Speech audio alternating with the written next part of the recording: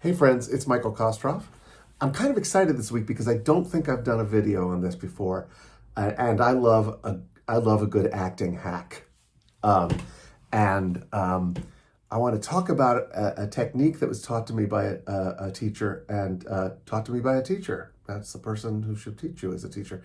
And I hadn't ever heard anybody talk about working this way. Um, I've talked about trying a bunch of different doors to get into a scene, or to get into a character. And here's a door that many people don't know about.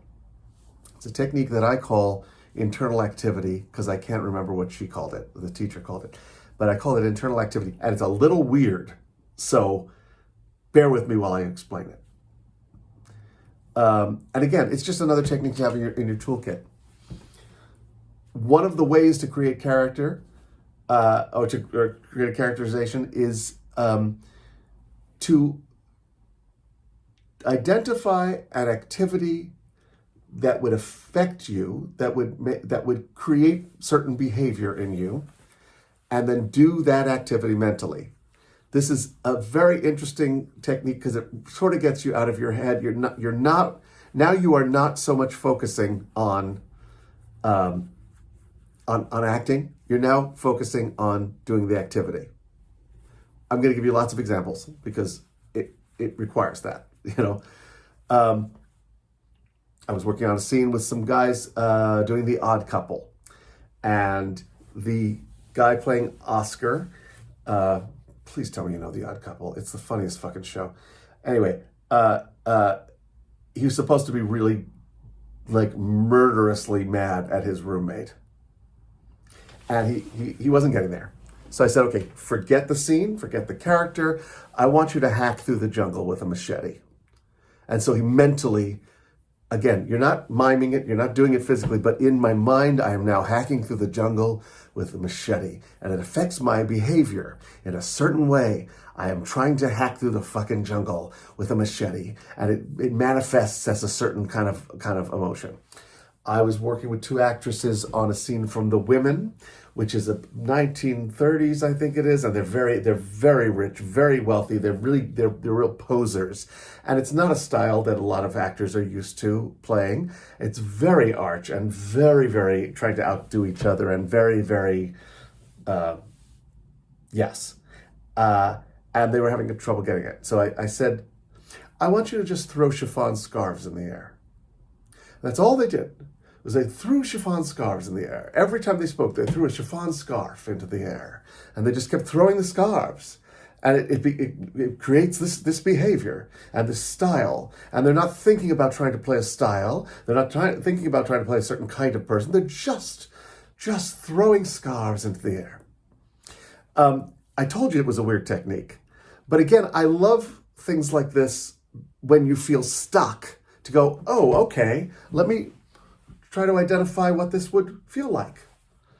I'm going to give you as many examples as I can because I think it's again, I want you to understand you're not trying to find an activity the character would do. You're not trying to act out an activity. You're just giving yourself the energy of mentally doing it, and you can get really weird and creative with it and try different things. I had a guy say, I said, what are you doing? He said, I have a washing machine in my stomach. That's what I'm doing right now. I have a washing machine. It's going around and around and around in my stomach. And that created certain behavior. There was another one where a girl had to be just really mad at her boyfriend, trying to keep it together. I said, okay, I want you to just chop ice with an ice pick. And all she did was chop ice with an ice pick. And that was how she did the scene and delivered the lines. I'm just chopping ice with an ice pick. Anyway, I love this. And again, like so many techniques, it's a rare one. It's in the back of the toolbox. But it's another way to go, oh, okay, well, let me try this door. Let me try this way in. Internal activity. If you're confused, don't worry about it because I've taught this to many students and it takes a minute to sort of get it. But it's something to sort of experiment with. The teacher who taught it to me said that what she likes to do, there are a lot of ways to play a drunk scene. You can use sense memory of being drunk. You can use something like substitution, like being tired. You could just fake it. Or what she would do is spread peanut butter on toast. She's mentally spreading peanut butter on toast all through the scene. And sometimes the knife slips a little bit, and sometimes it scrapes. And she's just spreading peanut butter on toast. That's all I'm doing right now. I'm not trying to be drunk at all. So it's very, very cool. Very, very cool, weird technique. Internal activity. Let me know what you think. Experiment with it. It's very interesting, and you almost can't. You almost need somebody else to watch it and say what the behavior appeared to be, because you almost can't be too conscious of it.